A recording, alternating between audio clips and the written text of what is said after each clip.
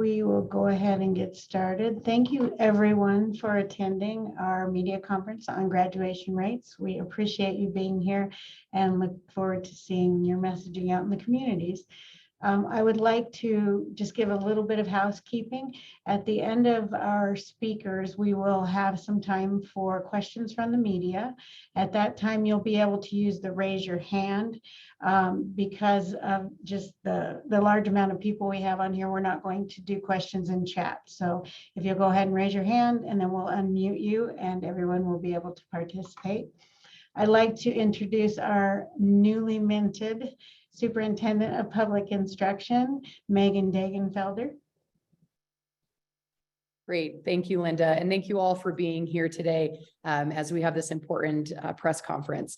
Today, we're here to announce Wyoming's graduation rates for the 21-22 academic year. Wyoming statewide graduation rates for 21-22 was at 81.8%. A decrease of 0.6% from 2020-21, but still remaining consistently strong. Since 2015, Wyoming graduation rates have been over 80%. The consistency in graduation rates is a true testament to Wyoming's resolve during the COVID-19 pandemic, the work of our teachers, and the supports that we have in place. While we remain proud of these results, there's still much work to do to improve. And the Wyoming Department of Education stands ready to continue to assist districts in improving their graduation rates, from early intervention, particularly in literacy, and supports through school improvement plans, to increasing parental involvement, getting government out of the way so that our teachers can teach, and expanding career pathway focus so students can have a sense of purpose and future when it comes to their education and individual learning that best fits their needs. We know that CTE students concentrating in a career technical education program of study have a much higher rate of graduation than their peers. And this year was no exception, with a graduation rate of CTE concentrators at 96.5%. I would also like to take the opportunity today to highlight an individual district as well as a high school that continue to show positive improvements in their graduation rates. First is Superintendent Harris of Sublette County School District number 1. The district's graduation rate has increased each of the last 3 years to a current rate of 95.6%. With that, I will hand the microphone off to Superintendent Harris. Thank you, Superintendent Degenfelder. I've been in the district just a year and a half, so I can't take credit for much of what's gone on, but as she said, our graduation rates continue to improve. Our district, for 8 of the last 9 years, our graduation rate has been above 90% and above 95% for 2 of those years. Our high school has been above 90% 8 of the last 9 years and above 95% for 5 of those years. And our alternative school has been above 90% 3 of the last 8 and 1 of those years above 95%. So there are some good things going on here. And while we are improving our graduation rates, our population has continued to increase as well. So we started out in 2014 with 54 students in our senior class. And in this most recent year, we had 90 graduates or seniors. So some of the things that have occurred in our district that we think contribute, as Superintendent Degenfelder said, we have a strong focus at the elementary level on literacy, which in turn leads to increased graduation rates. So we continue to focus on that. But about 8.5 years ago, our board and the state supported an alternative school in our district, which has, we believe, significantly increased our graduation rate as well. And Skyline Academy is our alternative school. And what we have made an effort to do is funnel students to our alternative school that's a better fit for. And sometimes it's just a matter of the schedule's better. We run an intensive block, 14 to 16 days, and the students are able to focus on 1 credit, as opposed to our high school has been a block schedule, alternating block, and then a 7-period day over that same period of time. So we feel like the schedule is one of the things that helps students. Also, smaller class sizes, more personal attention, and just, the ability to go to the alternative school and get back on track. In addition, this next one is kind of counterintuitive, but Pinedale High School actually tightened up their credit recovery policy and made it available on a very limited basis.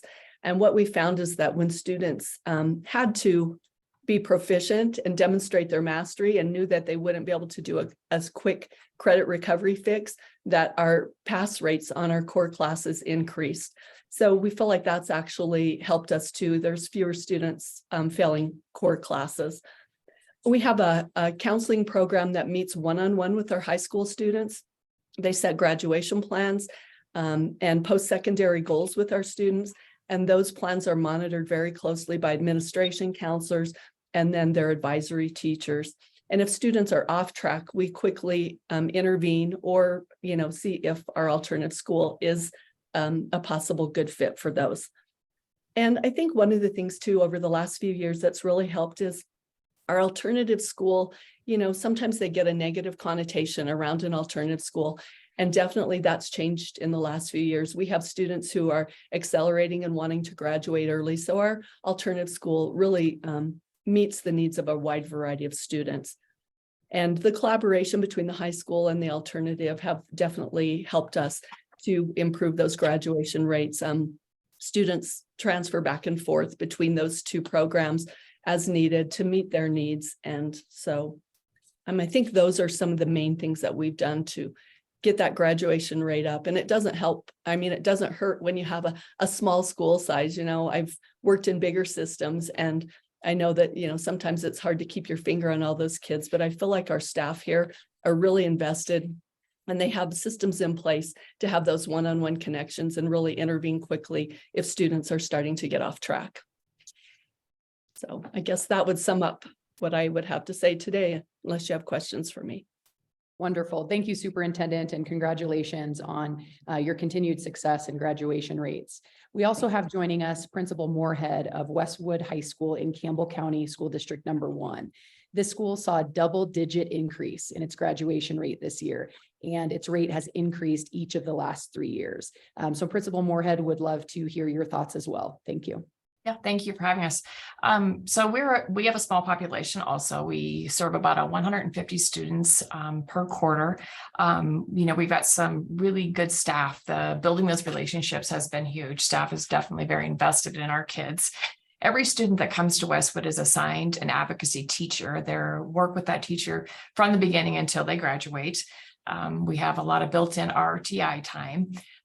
We also operate on a 4.5-day school week. So kiddos that don't miss a day during the week or are not failing a class on Fridays, they don't have school. Anybody that's missed a day or is failing a class comes to Friday school. We have 4 teachers and we just work on what they're missing on that. So that is a good incentive for kids to keep their grades up and keep their attendance well.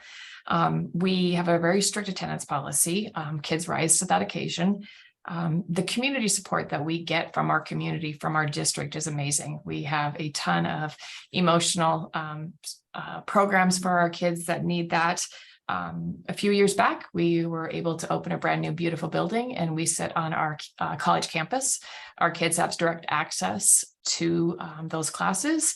And like she said before, I think, the negative energy that comes sometimes with an alternative school, that has really helped us turn that around. We have kids that are taking college classes, they're working full time. So we just have a lot of really good things going with that. But, overall, great kids, they just need it. Sometimes I think they need a little stricter environment to prove that they can rise to that occasion, but we couldn't do it without the wonderful teachers and the support of our district. Great. Thank you so much, Principal. Yeah, thank you. Linda, would you like to facilitate questions at this time? Sure. Okay, so anyone with the media that would like to ask a question, just please use the raise your hand function on Zoom.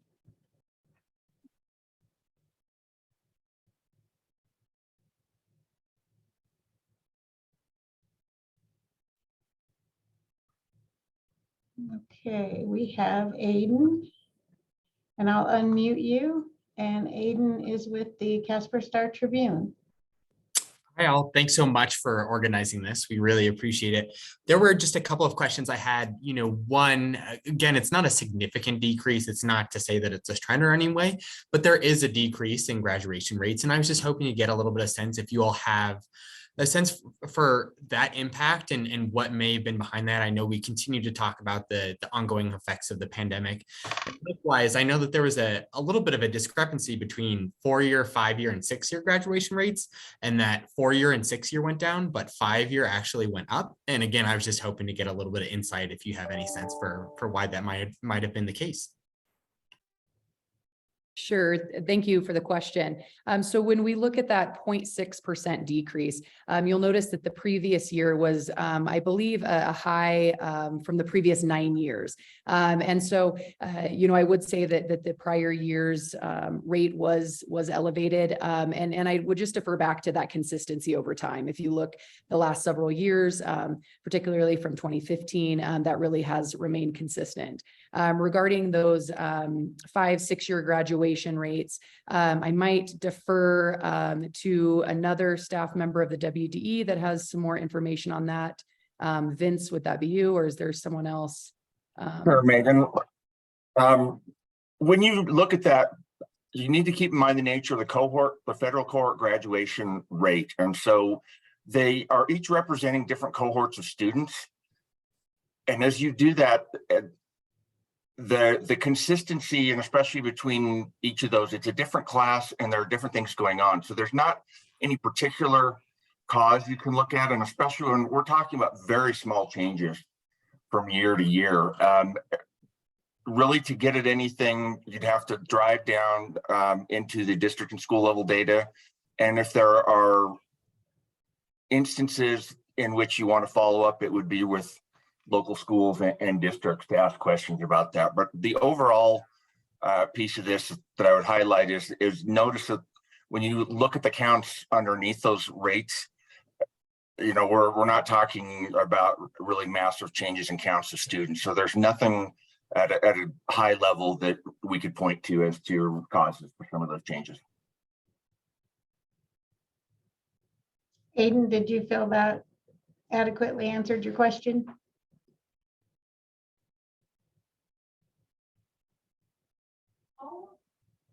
Aiden?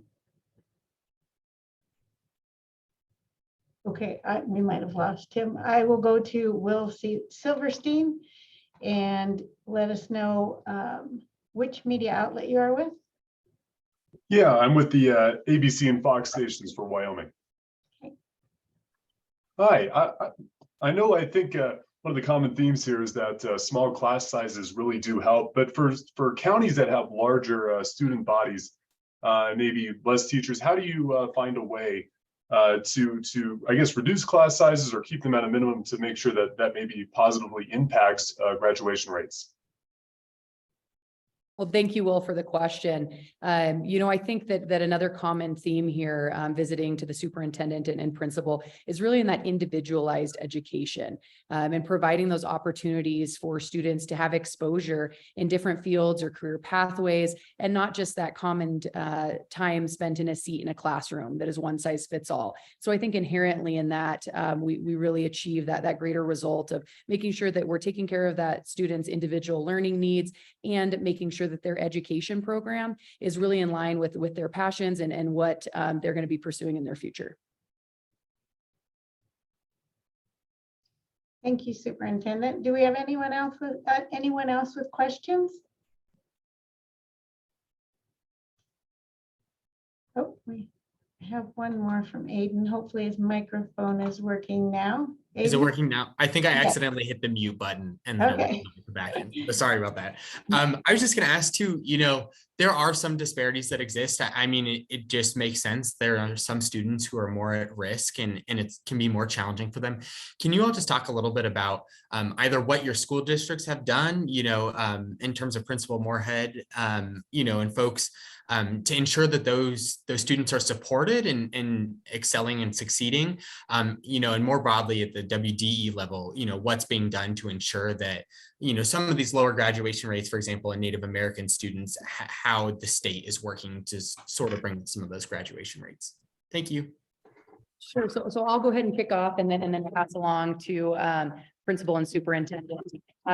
So you're right. There are discrepancies with some of our higher need students. Particularly, you mentioned Native American students. We did see in this 2021-22 school year, the Native American graduation rates were about 49.3%. We can do better, and we will do better. And these supports, I think, are critical in this. For any school, they will receive, depending on their graduation rate, which is an indicator in their accountability ratings, they will receive supports not only from our Federal Accountability Act, but also from our State Accountability Act. And so the state will work with districts to develop a school improvement plan, and they'll work with our state system of support to receive the individualized supports that are necessary to address those challenges. With Native American students in particular, we have a couple of things that are in progress. And then under my term, we'll look to really expand. The first of which has been to work with the governor to provide COVID relief dollars to those populations, particularly in the area of technology where that has been lacking. Secondly, we continue to provide an annual Native American Education Conference that provides professional development and training to folks in those districts. And then lastly, we are launching a literacy pilot program for our Native American school districts. And of course, we know that literacy rates by third grade are an indicator of future graduation rates. And so we'll really continue to focus on those areas and make sure that we're expanding and we are improving those graduation rates. With that, would pass to the superintendent and principal.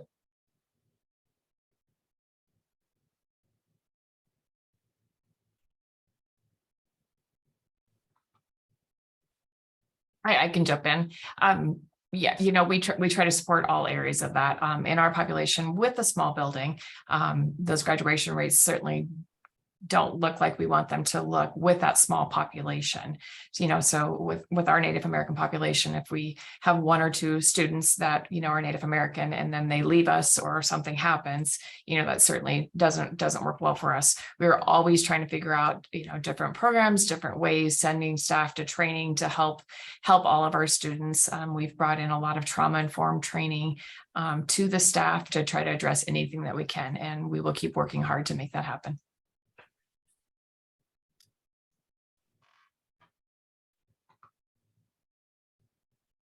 Oh, you're mute. You're out. I'll unmute you. You're good. Okay. I was just going to say, when I referred to smaller class, I meant a senior class overall. I wasn't referring to class sizes. So if that's how that was interpreted, I just wanted to make that clarification. I think our class sizes are just as large as my class sizes were, like say in Natrona. But in answer to the most recent question, I think one of the things that we've tried to do is really focus on individual needs, just like at the alternative school. There's supports that kids need. We're providing more counseling service than ever before. We're trying to increase our career tech ed offerings to meet the needs of students, and really just make sure that we're offering what it is they need and want to prepare them for life after high school. And I think relationships are the key to that. It doesn't really matter if you're in a school of 400 students or 2,000, making sure that kids have a personal connection and feel comfortable, going to an adult and making sure that their needs are met. And I think after the pandemic, one of the key things that we've done is really try to provide more academic supports to address those academic deficiencies that I think were exacerbated by the pandemic and, not being in school with a teacher. Thank you all. Thank you for the question, Aiden. I'm going to go back to Will. I'll unmute you and you can go ahead. Perfect. And then just sort of touching on my last question, what do you think is the biggest challenge in terms of maintaining strong graduation rates for larger counties? And then also, what do you think is the biggest challenge for also maintaining those strong graduation rates for smaller counties? Sure. Thank you, Will. So I think the largest challenges are a bit what I mentioned in my opening remarks, and that is the challenge of creating more choice and availability for students to have those individualized education pathways for them. And then to also make sure that we have increased parental engagement and involvement. That is a particular priority for myself. And then making sure that we're again looking at holistically how we are educating the student and how we're assessing them. And so this will be a big part of my administration going forward. And I'm really looking forward to working with those on the local level. Every community, every district in our state is different and unique. That's a good thing. But that makes the job of the State Department to make sure that we're working with them on a local school district to achieve those gaps. And with that, does Superintendent, Principal, do you have anything to add? I guess I would add something, when I was the principal at Natrona County High School for 6 years, I think the challenge there to graduation is again, meeting the needs of kids. And when you have 16 or 1800, there's more needs and you have to really work to make sure everybody has the supports. In a smaller system where I am now, I think the biggest challenge is offering what the students need and want. It's not as easy to have the variety and to meet the needs of all the students in a smaller system, facilities wise and teacher wise, especially in those career tech ed fields and in work experience opportunities and those things. So I think the challenges are different, but a lot of times they're the same too, just meeting the needs of the kids.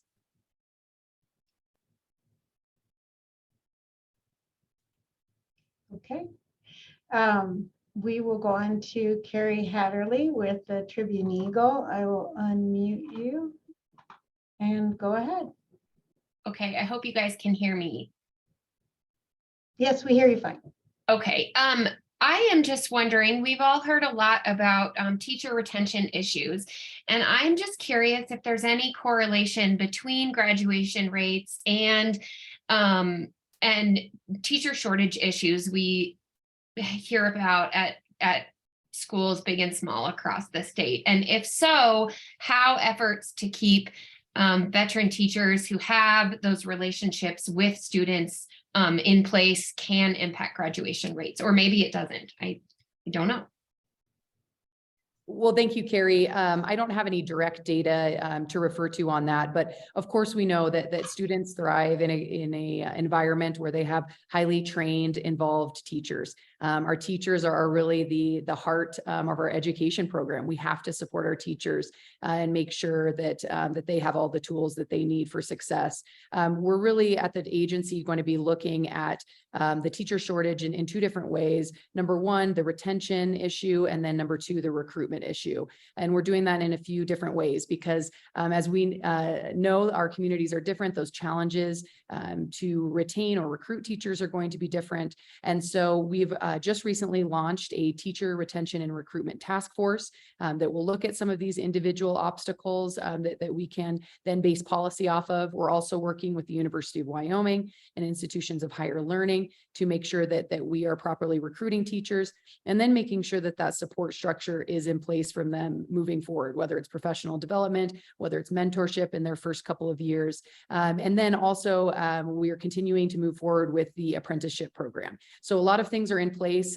This is an issue that's across the country and Wyoming is no different. And so we're taking it very seriously and working with all policymakers and the local districts to come to a solution. All right, any additional questions?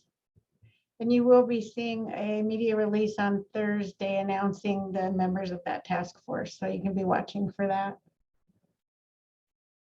Okay, anything else?